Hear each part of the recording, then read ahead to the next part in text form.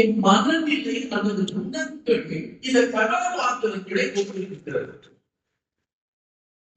ஆயிரக்கணக்காக போறதை விட இன்னைக்கு நான் செய்தியில 6 விதமான மனிதர்களை நாம் சந்திக்கிறோம். இந்த 6 விதமான மனிதர்கள் யார்? அவர்களோடு என் வாழ்க்கை எப்படி ஒத்து போகிறது அப்படிங்கிறதான் இன்றைய மறைமுறையில் விசேஷமாய் நாம் சிந்திக்க, ஜெபிக்க, வாழ்வாக்க இருக்கிறோம்.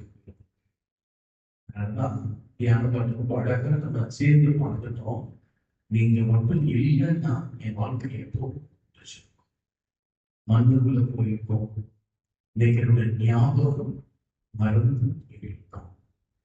அப்ப நிலையாக நம்முடைய நல்லவர்கள் தூய்மையாய் ஏற்புடையதாய் இருப்பதற்கு என்ன செய்யணும்? யாரும் பின்பற்ற வேண்டும். அதைத்தான் நம்ம இன்னைக்கு பார்க்க போறோம். இந்த 6 கதாபாத்திரங்கள், 6 வித மனிதர்கள் அப்படின்னு சொல்ற முதல் வித மனிதர் பேச்சிடந்த அந்த பேய் பிடித்து அவன் வாழ்ந்த சூழ்நிலை பார்க்கிற போது கவலைக்கிடமான ஒரு சூழ்நிலையா இருந்திருக்கிறது. நிச்சயமா அவனுக்கு ஒரு குடும்பம் இருந்திருக்கும், இல்லைன்னா அப்பா அம்மா இருந்திருப்பாங்க, சகோதர சகோதரர்கள் இருந்திருப்பாங்க, உறவுகள் அப்படின்னு இருந்திருப்பாங்க. ஆனா வேதாகமத்தில் இந்த பேய் பிடித்தவர்களுடைய பின்னணி அப்படி பார்க்கிறது, அவர்கள் அச்சுறுத்துகிறதாக, பயமுறுத்துகிறதாக, கல்லறையில் தனிமையை வாழ்ந்ததாக, அந்த பகுதியில் போகிற வருகிற ஒவ்வொருவரையும் தொந்தரவு செய்து துன்புறுத்தி கொண்டிருந்ததாக வரலாறு சொல்லுகிறது. அப்ப இந்த பேச்சிழந்தவன், பேய் பிடித்தவன் அப்படிங்கிறப்ப அவருடைய பாத்திரம் எங்களோட வாழ்க்கை எப்படி அப்படின்னு நம்ம பார்க்கிறப்ப, உதாரணத்துக்கு பழைய ஏற்பாட்டுல யூதர்கள் அதுல நபிகள் என்ன செய்வாங்கன்னா, பேய் பிடிச்சிருந்த யாரையாவது கூட்டிட்டு வந்தாங்க அப்படின்னா முதலாவதாக அவர்கள் கேட்கக்கூடிய கேள்வி என்ன அப்படின்னா, எந்த பேய் ஒன்றும் பிடிச்சு அந்த பேயோட பேரை சொல்லு. கேட்பாங்க, பேர் சொல்லு, இந்த பேய் உள்ள பிடிச்சிருக்கு அப்படிங்கிறப்ப அது ஏதாவது ஒரு பேர் சொல்லும். நாமள பேய், இல்ல பேய், ஏதாவது ஒரு பேரை சொல்லும். அப்ப அது ஏன் இறந்துச்சு, எதனால இறந்துச்சு, என்ன காரணம், ஏதாவது தீர்க்காத ஆசையா, அது ஏதாவது தீர்த்து வச்சா முடியலையா அப்படின்னு பேசுவாங்க. முதலாக கேட்கக்கூடிய கேள்வி, உன் பேர் என்ன? சாப்பா எவ்வளவு தக்கரசாலி பாருங்க. நீ பேசினா நான் பேரை சொல்லுவேன், பேரை சொன்னாதான் அவர்களால் அடையாளம் காண முடியும். நீ அடையாளம் தெரிய முடியும். நீ எவ்வளவு பரிசுத்தமாய், பாக்கியமாய், உத்தமமாய், உயர்வாய் கிடைக்கப்பட்டாய், அதை நான் மறைத்து விடுவேன். நீ வேற தெரிஞ்சாதான பேருடைய பின்னணி வரலாறு போக முடியும். உன்னை உண்மையாக்கிட்டனா, உன் நாக்கு கட்டிட்டனா, நீ என்ன செய்வாங்க? தடுமா இருக்கிறார். இப்ப நம்ம என்ன நினைக்கணும் அப்படின்னா, நான் எதற்கு கொடுக்கப்பட்டது, நான் கட்டப்பட்டது அப்படின்னா 3 காரியங்களுக்கு நாம் கொடுக்கப்பட்டது. முதல் காரியம், இயேசு பிள்ளையாக எப்போது நாம் பேச வேண்டும்.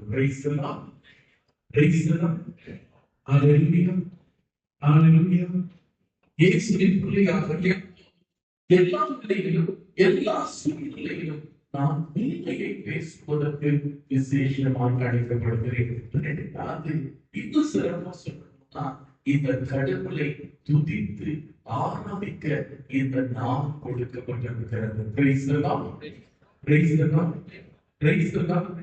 மூணாவது, நான் கேட்ட, வாசித்த இந்த கிறிஸ்து அனுபவத்தை மற்றவர்களுக்கு கொடுக்க அழைக்கப்படுகிறேன். என்ன செய்வான்? இந்த நாம கட்டிட்டாங்கன்னா நீங்க உண்மையை பேச மாட்டீங்க, நீங்க பேரு பொய் பேசுவீங்க. 2 ஆண்டுகளுக்கு நீங்க ஆட்சி வாய் திறக்க மாட்டோம். ரிசல்ட் சொல்றது அப்படியே இருப்போம். ஏன் நண்பர்கள் சொல்றது சொல்லக்கூடாது, நம்ம பேச வேண்டாம். இந்த நாட்களுக்கு சாட்சியாக செய்தியை, கிறிஸ்து அனுபவத்தை மற்றவர்களுக்கு சொல்ல நாம் அழைக்கப்படுகிறோம். செய்யலன்னா சாத்தான் நம்ம நாம கட்டி. அப்ப நாம் துதிக்க வேண்டும், உண்மையில் பேசுகிறது. என்ன சிறப்பா சொன்னா, இந்த நற்செய்திக்கு சாட்சியாக சான்று பகருகிற எடுத்துக்காட்டான ஒரு வாழ்வு வாழ்வதற்கு நீங்களும் நானும் அழைக்கப்படுகிறோம். வாசிக்கலாம் லூக்கா நற்செய்தி 8வது அதிகாரம் 39வது இறைவார்த்தை. யாராவது லூக்கா 8:39. திரும்பி போ,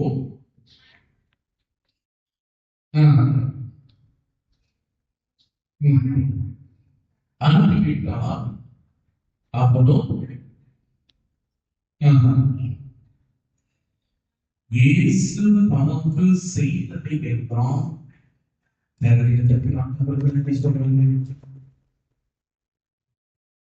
நான் ஒரு வேலை நினைச்சிருக்கலாம், நான் என்ன நினைச்சேன் அது நடந்துருச்சு. இனி நான் ஏன் போய் சொல்லணும்? சந்தோஷமா என் குடும்பத்தோட, என் வீட்டோட, என் மனைவியோட, என் பிள்ளைகளோட நான் இருக்கிறேன் அப்படின்னு நான் இருக்கல. என் கூட இருக்கக்கூடாது, வீட்டுக்கு போன்னு சொல்றது கூட அவன் என்ன செய்யறான்? போய் இந்த இயேசு எனக்கு ஒரு புதுமையை செய்தார், இந்த இயேசு எனக்கு ஒரு அற்புதத்தை செய்தார்னு சாட்சி சொல்லுகிறான். எவ்வளவு அற்புதங்களை ஆண்டவர் எனக்கு செய்திருக்கிறார், எவ்வளவு செஞ்சிருக்கிறார். எத்தனை முறை நான் சாட்சி சொல்லியிருக்கேன், எத்தனை பேர் இந்த இயேசுவை நான் அனுபவத்தை மற்றவர்களோடு பகிர்ந்திருக்கிறேன், எத்தனை பேருக்கு இந்த இயேசு அனுபவத்தை நான் கொடுத்திருக்கிறேன். யோசிச்சு பார்ப்போம். பல சமயங்கள்ல அந்த இளைஞனை போல, வெயில் பிடித்த இளைஞனை போல சாதாரண தந்திரம், அதை நாவை கட்டி போட்டது போல நம்முடைய நாவும் பல சமயங்களில் கட்டப்பட்டிருக்கிறது. நம்ம எடுக்கணும் இல்லை, நான் துதிப்பேன், நான் உண்மையை பேசுவேன், இந்த இயேசுக்கு வாழ்நாள் முழுவதும் சாட்சியாக நான் இருப்பேன். Praise the Lord, praise the Lord. அழகாக சாட்சி கடந்த 4 ஆண்டுகளாக மீண்டும் மீண்டும் மீண்டும் மகன் சாகுவேன் அதை செய்ய தேவைப்பட்டார். ஒவ்வொரு முறையும் கடினமாக இருந்தது, ஒவ்வொரு முறையும் போராட்டமாக இருந்தது. எப்படியாவது முடிச்சிடணும்னு நினைச்சாரு. 13 நாட்கள் சிறப்பு, 4 நாட்கள் ஆராதனையின் போது அந்த தாய் கண்ணீரோடு செல்கின்றார்கள். அந்த மக்களிடத்தில் அந்த நாளில் எல்லாம் கேட்க இறைவாதை போய் சொல்லி திரும்ப சொல்லு அப்படின்னு சொன்னாங்க. நேற்று 100 நிமிஷம் கொண்டிருக்கிறது, நல்ல மதிப்பெண்களோடு வெற்றி பெற்றிருக்கிறார். இப்போ வந்து சொல்லலன்னு யாருக்கும் தெரிய போது, நீங்க வந்து சாட்சி சொன்னீங்களா? யாரும் சொல்லல. நான் அனுபவத்தை பெற்றிருக்கிறேன், ஆண்டவர் எனக்கு நல்லது செஞ்சிருக்கிறாரு, இதை நான் சொல்றேன். நீங்க விருதக்கூடிய விசுவாசிகள் உறுதிப்படுத்தப்படுவார்கள். எனக்கும் கிடைச்சதில்லை, எனக்கும் கிடைச்சதில்லை. பல சமயங்கள்ல நான் ஏன் சொல்றதுக்கு தயங்குறேன். சாப்பிட்டா உங்களுக்கு கூச்சத்தை போகிறேன், சாப்பிட்டா நீங்க தான் போய் நான் மேடையில பேசுறேன், நான் தான் போய் சொல்றதா பயன்படுத்தி இருக்கிறேன்.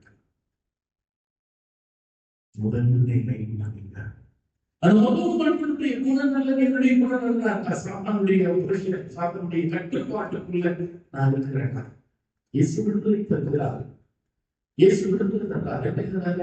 அந்த நம்பிக்கை ஆசிரியப்படுறாங்க. ஏன்னா அந்த பெண்ணோட பேரு தெரியுங்கன்னா எப்படி ஓட்டுறது அப்படிங்கிறது அடுத்த ஸ்டெப் ரொம்ப கடினமான ஒரு நிலை. இயேசு சொல்றாரு, எனக்கு மேல் கிடையாது அப்படிங்கிறத இந்த உலகத்தின் எல்லா ஆற்றங்களும் இறைவனுக்கு உண்டு என்பதை நிரூபிக்க கடிந்து கொள்கிறார். அந்த பேய் பொழுது உடனே அவன் பேசினார். இந்த ஆண்டவருக்கு மேல ஒரு சக்தியும் கிடையாது. சாத்தானால் இயேசுவை எதிர்த்து எதுவும் பண்ண முடியாது. அதை நாம் நம்புகிற போதுதான் நம்முடைய வாழ்க்கையில் அடுத்த கட்ட மாற்ற முன்னேற்றம் நடக்கிறது வாய்ப்பாக இருக்கும். மனிதர் இந்த மனிதனை கொண்டு வந்த ஒரு சிலர், இந்த மனிதனை ஒரு சிலர் கொண்டாங்க. என்னை மனது கூட பல பேர் இருப்போம், நிறைய நடக்குது, நிறைய கேட்குது, நான் சிகிச்சை எனக்கு நடந்துச்சு முடிவு வருவோம். 2 காரியங்களுக்கு அழைத்துள்ளாங்க. முதல் காரியம், எப்படி இருந்த மனுஷன் எவ்வளவு நல்லா இருப்பான், இப்படி ஆயிட்டான், இப்படி இருக்கக்கூடாது. உங்களால உதவி செஞ்சு அவங்க புது வாழ்க்கை அமைச்சுட்டு நம்ம முயற்சி எடுக்கலாம், நல்ல பார்வை இருக்கலாம். ரெண்டாவது, ஐயோ பெரிய தலைவலியா தொந்தரவா இருக்கலாம், எங்காவது தள்ளி விடுவாங்க. இவன் இருந்தாலும் இனி நம்ம நிம்மதியா இருக்க முடியாது, இனி நம்ம சந்தோஷமா இருக்க முடியாது, எங்காவது போய் யாருக்கையாவது உடச்சு வந்துடலாம் அப்படின்ற ஒரு மனநிலை.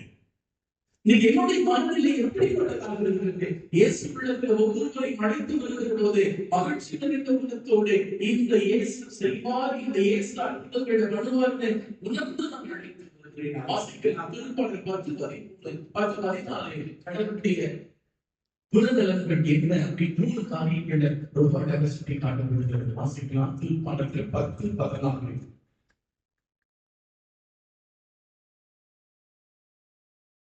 திருப்பாடல்கள் 10:14.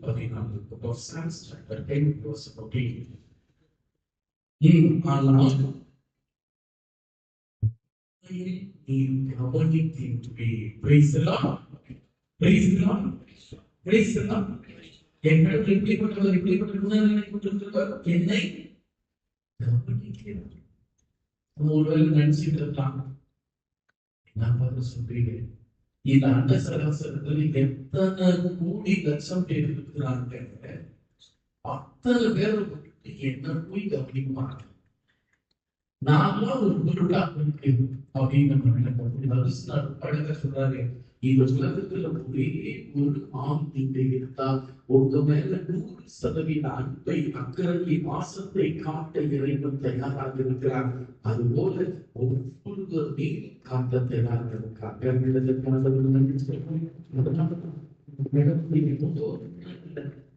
அவர் கவனிக்கிறவராக இருக்கிறார். அவர் கவனிக்கிறவராக இருக்கிறார். நீங்க சொல்லணும்னு அவசியம் கிடையாது, நீங்க ஒரு ஆளுமையை கொண்டாடணும்னு அவசியம் கிடையாது, இப்படி இது சொல்ல வேண்டிய அவசியம் கிடையாது. ஏன்?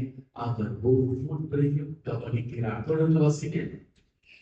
கேட்டையும் உயரத்தையும் பார்த்து உதவி செய்ய காத்திருக்கிறார். Praise the Lord. Praise the Lord. ஒருவேளை ஆண்டவர் தர சொல்றது நினைச்சுட்டு இருக்கலாம், நல்லது செஞ்சா அது கேட்க ஓகே உதவி செய்யறேன், கேட்டீங்க பார்த்து உதவி செய்யறேன், நீ நிறைய தப்பு செஞ்சுட்ட, நீ நிறைய தூரம் நிக்கிற, உனக்கு நான் இங்க செய்யணும் மனிதனுடைய என்ன இல்லை. நீங்க யாருடையாவது நம்ம பழகிறோம், அது உறவா இருக்கட்டும், சொந்தமா இருக்கட்டும், நட்பா இருக்கட்டும், யாருடையாவது பழகிறோம். பழகிறப்ப நம்முடைய எதிர்பார்ப்பேன் இவங்களோட பாடத்தோட எனக்கு என்ன லாபம், இவங்க பேசினா எனக்கு என்ன கிடைக்கும், இவங்களோட இருந்தா என்னோட வாழ்க்கை அடுத்த கட்டத்துக்கு இவங்க கூட்டிட்டு போவாங்களா. நீங்க எல்லாமே ஆயிடுச்சு, நீங்க எல்லாமே பொருள் அப்படிங்கிறது முதல்ல நினைக்கலாம்.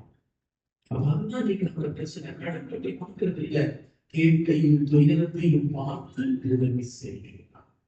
நீ எப்படிப்பட்ட நிலையில் இருந்த போதிலும் உணவு பெற உன்னத உயிருள்ள தெய்வமாய் அவர் இருக்கிறார் என்பதை நான் உணர்ந்து கொள்ள வேண்டும்.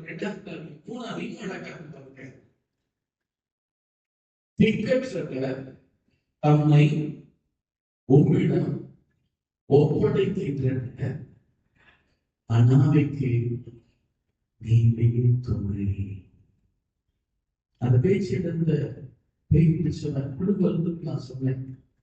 ஆனா அந்த பேயோட துன்பம், அந்த கஷ்டம் குடும்பத்தாக என்ன பண்ணிருக்கோம், சீக்கிரம் மாதிரி இருக்கும். அவன் அனாதையாக இருக்கும், தங்கிய இருப்பான், தடுமாறி கொண்டிருப்பான், ஆசைப்பட்டு ஏங்கியிருப்பான், அன்பு ஏங்கியிருப்பான். எப்பொழுது ஆண்டு சொல்றாரு, திக்கற்றவர் தம்மிடம் ஒப்படைக்கும் போது அனாதைக்கு நீரே துணை. சொல்ல வேண்டிய வார்த்தைன்னா, எனக்கு வேற நாகை கிடையாது, எனக்கு வேற வழி கிடையாது. நீங்க மட்டும்தான் உங்களை வெட்டியம் பேசுவோம், உங்களை பிடிச்சுக்கிட்டதான் என் வாழ்க்கை அடுத்த நிலைக்கு நான் கடந்து போக முடியும். அது இரண்டாவது மனிதர்கள் கேட்டதும் அவனை கொண்டாந்து இயேசுக்குள்ள சேர்க்கணும். உங்களுடைய குணநலன், உங்களுடைய மனநிலை எத்தனை பேர் இயேசுக்குள்ளாக சேர்க்கிறதா இருக்குதா? கோயில விட்டார், சாமிக்கு என்ன நடந்துச்சு? பூசைக்கு போய் நான் சொன்னார்கள் கிடையாது. சாப்பிட்டு பார்க்கட்டும் மனநிலை அது பார்க்க அந்த 9:33 சாதாரண எளிய மக்கள் கூலி வந்தவங்க அவங்க அன்பு எப்படி இருக்கு பார்க்க. மத்திய 9:33 செய்தி.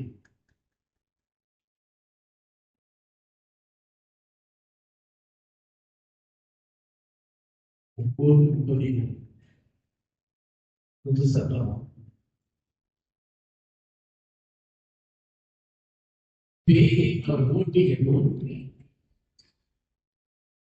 பேச இயலாத பேசினால் மக்கள் கூட்டத்தினர் வியப்புற்று இஸ்ரவேலில் இப்படி ஒருபோதும் கண்டதில்லை என்றனர். Praise the Lord. Praise the Lord. Praise the Lord. Praise the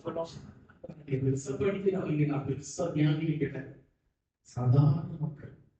சாதாரண மக்கள் ஒரு புதுமையை அற்புதத்தை பார்த்திருக்கோம். சொல்றாங்க, என்ன சொல்றாங்க? இஸ்ராயேல்ல இதுக்கு முன்னால இப்படி பார்த்ததே கிடையாது, இப்படி நடந்ததே கிடையாது. ரொம்ப ஆச்சரியமா இருக்கு, ரொம்ப வித்தியாசமா இருக்கு. இப்படிலாம் நாங்க பார்த்ததே கிடையாது. எத்தனை வயசு எத்தனை பேர் பார்த்திருப்பேன், எத்தனை இடத்துக்கு போயிருப்பேன், எவ்வளவு சுத்தம் பண்ணியிருப்பேன். இப்படி வந்துதான் பேச முடியாத நடைகளுக்குள் தடுப்பதை கொண்டிருக்கிற போது இயேசுவின் வார்த்தைகள் கடிந்து ஒரு அற்புதத்தை செய்கிறாரே. இது ஒரு பார்த்ததே இல்லை, நன்மையை பார்க்கிறது. Praise the Lord. Praise the Lord. Praise the Lord. மூணாவது மனிதர்கள், நான்கு மனிதர்கள் உடனே அந்த பரிசேயர், மறைநூல் அறிஞர்கள், சதுசேயர்கள், சட்ட வல்லுநர்கள் என்ன சொல்றாங்க? தொடர்ந்து நான் பரிசேயர் பெய்களின் தலைவனை கொண்டு பெய்களை போடுகிறார். Praise the Lord. Praise the Lord. இந்த பரிசேயர், மறைநூல் அறிஞர், சட்ட வல்லுநர், இவங்களுக்கெல்லாம் இயேசு மேல கொடுத்திருக்கு. இயேசு மேல ஒரு பகைமை. நல்லது செஞ்சாலும் அந்த நல்லதை பார்க்க மாட்டோம். அந்த நல்லதுல ஏதாவது தீமை முடிஞ்சிருக்கா அதை காட்டுவோம். அந்த நல்லதுல ஏதாவது ஒரு சில சின்ன சின்ன கண்காட்டுகள் தகவல்கள் இருந்திருக்கலாம். அந்த தகவல்களை பெருசுபடுத்தி லென்ஸ் வச்சு காட்டுவாங்க. பேசாம தனியா தடுமாறிட்டு இருந்தது. இப்ப பேசலாம் அப்படின்றத பார்க்காம என்ன சொன்னாங்க? இவர்கள் மாட்டீங்க, பெய்களின் தலைவனை கொண்டு இந்த பெய்யை போட்டுகிறார். இன்னைக்கு பல சமயங்கள்ல நம்ம குடும்பங்களில் நாம் மதிக்கிறோம். நன்மைகளை பார்க்க மறக்கிறோம், நல்லதை பார்க்க மறக்கிறோம். எதை பார்க்கணுமோ அதை பார்க்கறது இல்லை, எதை பார்க்கிறோம். நல்லதை பார்த்து நன்மை மனதை செய்வதற்குரிய மனநிலை பல சமயங்களில் நம்மிடத்தில் இருக்கிறது. பல சமயங்கள்ல நம்ம செய்யக்கூடிய அதே தவறு. அதனாலதான் இங்கிலீஷ்ல ஒரு அழகான வார்த்தை இருக்கு, ஆட்டிடியூட் அப்படின்னு சொல்லி சொல்லுவாங்க. அதாவது நம்மளுக்கு நல்லது பார்க்கவே தெரியாது, பார்க்க முடியாது. அது இருக்கிற பொட்டத்தை குதிரதான் பார்ப்பாங்க, அது இருக்கிற தவறு பார்ப்பாங்க, இது செய்யாம ஒன்றும் அதான் பார்ப்பாங்க, அதைத்தான் பெருமைப்படுத்திருப்பாங்க. இவர்கள் அப்படிப்பட்ட ஒரு மண்ணிலே உணர்தல் நோய நான் இருக்கிறேன். எவ்வளவு நல்லது, எவ்வளவு நன்மை, எவ்வளவு ஆசை, எவ்வளவு அற்புதங்கள், எவ்வளவு அதிசயங்கள் இறைவனை கரத்திலிருந்து பெற்றிருக்கிறேன். ஆனால் அவர் செய்வதை எல்லாம் உணர்ந்து செய்யாமல் ஒன்று ரெண்டு அப்புறம் தரேன் அப்படின்னு கொடுத்து கொடுத்துருக்கிறார். அதை கேட்டேன், இது எனக்கு கிடைக்கல, இது எனக்கு நடக்கல, இது எனக்கு மாறல, நான் வர மாட்டேன். எவ்வளவு சுயநலத்தோடு இன்றைக்கு நாம் அமைத்துக் கொண்டிருக்கிறோம். அப்ப அந்த இறைவனுடைய இரக்கத்தை, இறைவனுடைய பாசத்தை அவங்க பார்க்கவே மாட்டாங்க. அவங்களுக்கு இருக்கிறதெல்லாம் அந்த வெறுப்பு, அந்த வெறுப்பை எப்படி ஆகிலும் காட்ட வேண்டிய சூழ்நிலையில் காட்டி விடுவார்கள். அந்த பகைமையை எப்படியாச்சும் காட்டணும், அதை உணர்ந்து காட்டிடுவாங்க. இதுதான் மூன்றாவது மனிதர்கள். நான்காவது மனிதர்கள் ஆண்டவர் இயேசு கிறிஸ்து. அந்த இயேசு கிறிஸ்து இன்னைக்கு நம்ம வாழ்ந்து மறு கிறிஸ்துவாய் இருக்க நாம் அழைக்கப்படுகிறோம். உணர்ந்திருக்கிறேன். இயேசுவோட வாழ்க்கையில பாருங்க, நீ என்னை விட்டு, நீ என்னை காயப்படுத்து, நீ என்னை வேதனைப்படுத்து, நான் எதுக்கு வந்தேன்? அன்பு செய்ய. நான் எதுக்கு வந்தேன்? அற்புதங்கள் செய்ய. நான் எதுக்கு வந்தேன்? இரக்கத்தை காக்க. அதை நான் செய்வேன். நீ செய்யறதுக்காக கண்ணுக்கு கண், பல்லுக்கு பல்லை நானும் செய்ய மாட்டேன். இந்த வயசினுடைய மனநிலை பாருங்க, அவங்க ஒரு அழகான பழமொழி இருக்கு. வேண்டாம் வருவங்க கைப்பட்டா கொடுத்தோம், கைப்பட்டா கொடுத்தோம். நீங்க ஐயோ கையை கொடுத்து நன்றி வச்சுப்பாங்க, அதுல ஏதாவது குழந்தை கட்டிப்பாங்க. கால் இடிச்சாலும் பார்க்கலாம், அதுல ஏதாவது கட்டிப்பாங்க. எப்படி அது இருக்கணும் அப்படிங்கிறாங்க. அதுக்கு நேர் இது இயேசு. நீ என்னை காயப்படுத்துகிற போதும் சரி, சங்கடப்படுத்துகிற போதும் சரி, புரிந்து கொள்ளாத சரி, அன்பு செய்யாத போதும் சரி, அக்கறை காட்டாத போதும் சரி, எனக்கு வேற ஒன்று செய்ய தெரியாது. அன்பை அக்கறையை மட்டுமே காட்ட வேண்டும். அவர் பார்க்கல. ஓகே, இந்த வெயில் பிடிச்சவன் கூட்டையா இருக்கிறானே, இவன் என் சார்பா இருப்பானா, என் பின்னால இருப்பானா, இவன் ஒரு அற்புதத்தை செஞ்சு இவன் என் பின்னால உண்மையா இருப்பானா, இல்லை இவன் ஓடிப்பானா, அற்புதம் வாங்கிட்டு கிடைச்ச வேற லாபம் இருக்கிறத சொல்லிட்டு வெளியில ஓடி வேற லாபம் தூக்கிட்டு கிளம்பி போயிட்டுமானா யோசிக்கிறேன். நான் வந்தது நல்லது செய்ய நான் செய்கிறேன். அதன் பிறகு நீ என்னை போல் இருப்பது மனதில் depends upon you. நீ நான் அதை யோசிக்கிறேன். இயேசுவை போல் எந்த பாரபட்சமும் பார்க்காமல், எந்த ஒரு வித்தியாசமும் பார்க்காமல், நன்மை செய்ய வாய்ப்பு கிடைக்கும் போதெல்லாம் நன்மையை செய்கிறேன். சிவபிரதர் சொல்றாரு, பாவங்களுக்கு தீங்கு செய்யறது அப்படி இல்லை, நல்லது செய்ய வாய்ப்பு கிடைக்கும் போது அதை செய்யாமல் இருப்பது.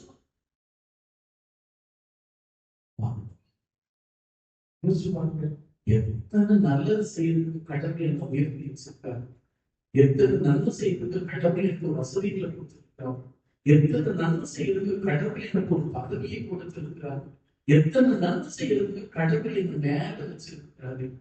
அதெல்லாம் பயன்படுத்தி நல்லதை, நன்மையானதை, உலகிற்கு பிரயோசனமான காரியங்களை, திருவை வளர்ச்சிக்கு காரியங்களை செய்ய நான் தயாராக இருக்கிறேன். இயேசுவை போல் அப்படிங்கிறார். இயேசுவாக வாழ்ந்தது அப்படிங்கிறார்.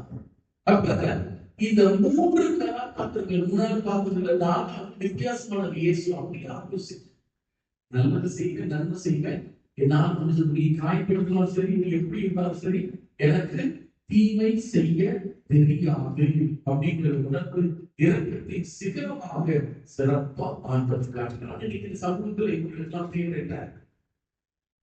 ஏமாறி எனக்கு தெரியாதவங்க இப்படிமான கட்டிட்டு நாங்கள் அப்படின்னு நல்லதை செய்யக்கூடாது. மட்டுமல்ல, நம் தலைமுறைக்கு ஆசீர்வாதம் கருத்தில் தட்டி ஆண்டவருக்கு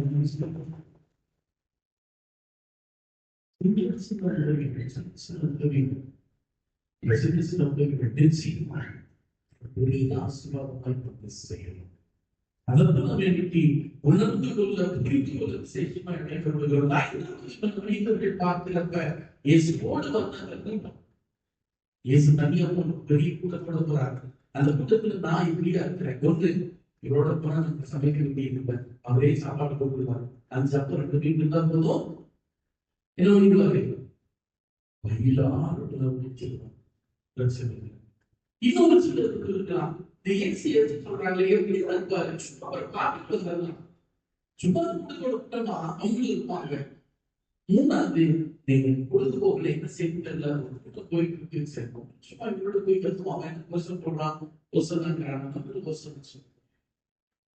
மூணாவது அந்த கூட்டத்தில் நாலாவது யாருக்கு போறோம், எதுக்கு போறோம், என்ன போறோம் தெரியாம இயேசு பக்கத்திலே இருப்பாங்க.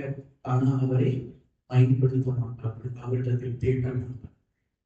கூட்டத்துல இருக்கிற மக்கள் கிட்ட விட்டு பேசி கூட்டத்தில் இருக்கிற மக்கள் கிட்ட சந்தோஷமா பேசிட்டு ஏசு இருக்கிறாரு, அவருடைய காரியத்தை அவரை சொல்லுகிறது, அற்புதத்தை சொல்லுவது அப்படிங்கிற வாய்ப்பு கிடைச்சும் அவரை தேடாம உண்டாகிறதா சின்ன சின்ன காரியங்களை தேட.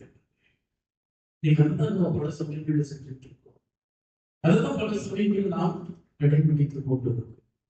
இன்னைக்கு ஒவ்வொரு திருப்பலியும் ஒவ்வொரு ஆட்சியாளர் கடவுளை நெருங்குவதற்கு, கடவுளை கெட்டியாய் பிடித்துக் கொள்வதற்கு இறைவன் கொடுக்கிற ஒரு அனுபவம், இறைவன் கொடுக்கிற ஒரு வாய்ப்பு நான் நடத்திருக்கிறேன். நான் திரும்ப சொல்றேன், நீ வந்துட்டு ஒரு லிஸ்ட் வச்சுட்டு இதை கொடுங்க, அப்பதான் ரொட்டி கொடுங்க, கார் வந்து இந்த கடவுள வேணும், இவ்வளவு எல்லாம் வேணும், இத்தனை வசதிகள் வேணும், அதெல்லாம் வேண்டாம். நீங்க கேட்க வேண்டிய ஒரே காரியம், என்னையும் என் குடும்பத்தையும் ஞானத்தோடு வழிபடுறது. ஏன்னா கவனிக்கிற தெய்வமா இருக்கா, கேட்டையும் கிளம்பி பார்த்து உதவுகிற தெய்வமா இருக்கா, திக்கத்துல வந்து துணைன்னு சொல்லியிருக்காரு.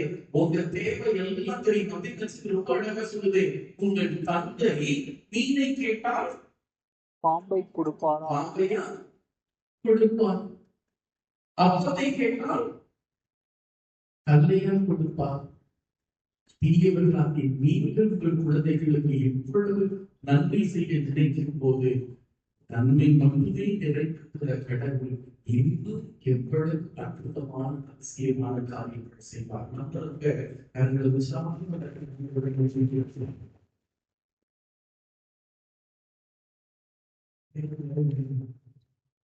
குழந்தை இருக்கிறவங்களுக்கு தெரியும். நமக்கு குழந்தை குழந்தை எது அழுகுதுன்னு நமக்கு தெரியாது. நம்ம கரெக்டா சொல்லு, பசி அவங்க கொடுத்துருவோம், பூச்சிகள் சொல்லு லைனா செத்து. அந்த ஒவ்வொரு சத்தத்துக்கும் என்னங்கிறது அந்த தாய்க்கு தெரியும்.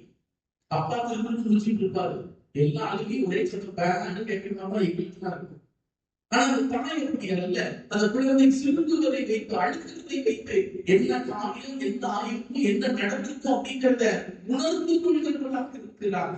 வெளியில் இருக்கிற தாய்க்கு எப்படின்னா எல்லா அறிவும் ஞாபகம் நிறைந்த கடவுள் நீங்க சொல்லிதான் இருக்கணும். அப்ப நம்ம செய்ய வேண்டியது சாதாரண பொருளாதார தேவைகள், சாதாரண சின்ன சின்ன காரியங்கள் வேண்டாம். அதுல ஞானத்துல வெளியிடத்துல கையை கெட்டியா பிடிச்சிட்டு உதவி செய்ய, சாட்சியை மாத்துக்களை துணிக்க ஆளுநர் ஞானத்தை கொடுங்க. நீங்க செய்ய வேண்டியதை செஞ்சா அவர் செய்ய வேண்டியதை பல மடங்கு திருப்பி செய்வார். Praise the Lord. Praise the Lord. Hallelujah. Hallelujah. Hallelujah. கடைசியா இயேசுவோட சீடர்கள், இயேசுவோட சீடர்களாக இருந்தாங்க. இயேசுவோட சீடர்களுக்கு ஒரு பெரிய பாக்கியம் என்ன? ஒவ்வொரு அற்புதத்தை இயேசுவுக்கு மிக அருகாமையில் இருந்து பார்ப்பதற்குரிய பாக்கியம் அவங்களுக்கு கிடைச்சது. அத்தனை பாக்கியம் கிடைச்சு யூதாஸ் மாறினானா? இல்லை. நன்மை வாங்கிட்டு ஃபர்ஸ்ட் வெளியில ஓடுனா அதுதான் கதை. திருப்பலிக்கு பின்னாளிற்கு ஆண்டவருக்கு நன்றி சொல்ல வேண்டிய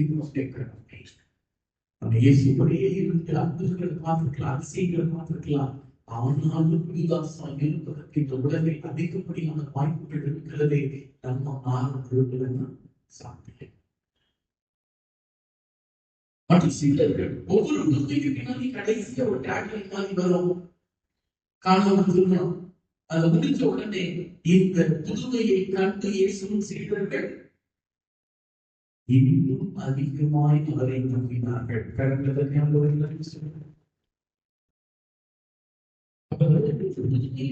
செய்யப்படுதுன்னா இன்னும் கடவுளின் மகிமையை உணர, அவரை ஆழமாய் பற்றிக் கொள்ள இறைவன் கொடுக்கிற பொன்னான 6 கதாபாத்திரங்கள். இதுல நான் என்ன பார்த்தேன்? யாரையாவது சேர்க்கிறேன்னா செய்கிறேன்னா எல்லாரும் குழந்தை இருக்கிறேன்னா இல்ல சும்மா போயிட்டு வருவோம். காத்திருந்து நீக்கி ஓகே போயிட்டு வருவோம் அப்படின்னு இருக்கிறோம்.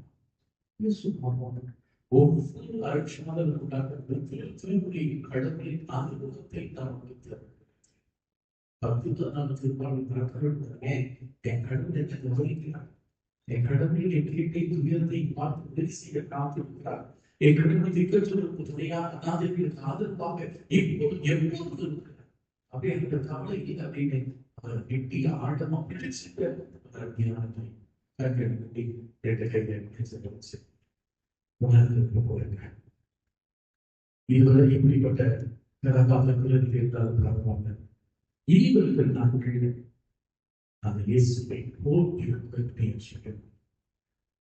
நீங்க நல்லது செய்யறப்ப உங்களுக்கு அதிகம் செய்த சமூக பரசனைகளை கொண்டாட வாழ்ந்திருக்கும். நீங்க நல்லது செய்யறப்ப இந்த சமூகம் உங்களை பாராட்டம் இருக்கும்.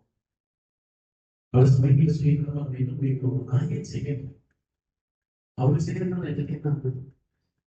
அவர் விருதுனால எனக்கு என்ன ஆகுது? இயேசுவை நீ காயப்படுத்தினாலும் சரி, கஷ்டப்படுத்தினாலும் சரி, என்னுடைய வாய்ப்பு கிடைக்கும் போது நல்லதை மட்டுமே நான் செய்வேன். கண்ணை நல்லதை மட்டுமே செய்வேன். வாய்ப்பு கிடைச்சது 2 ஊதிக்காக சான்ஸ் கிடைச்சதுன்னா காத்து இருக்கிறோம், காயப்படுத்தும் ஒருத்தர் போட்டி வைக்கிறது, காயப்படுத்தி கொண்டு சொல்றாங்க.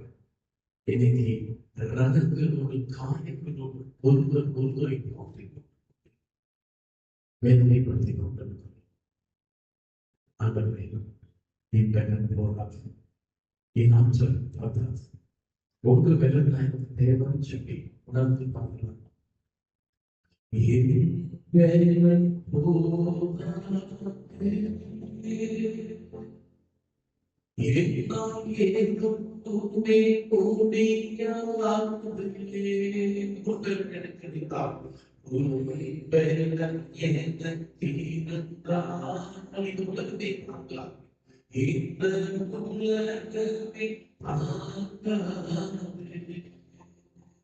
எல்லாரும் செய்யுங்க.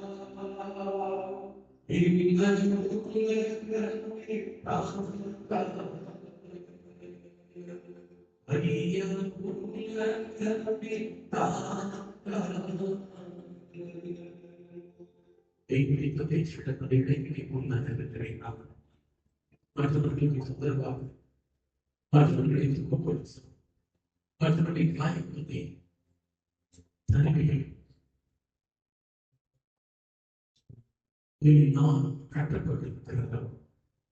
உண்மையை பேச வேண்டும். ஆண்டவரை பற்றி ஆரம்பிக்க வேண்டும். இந்த ஆண்டவருக்கு சாட்சியாக இருக்கணும். உண்மையை நான் எடுத்துக்கொண்டேன். 2வது கட்ட மனிதன் இதோ எவ்வளோ நல்ல மனுஷன் பேச சொல்றாங்க. நம்ம ஆலோசிச்சு நம்ம போவோம். அல்லது தொந்தரவில் கொடுத்தால் அவர் பார்த்து ஆச்சரியப்படுவாங்க.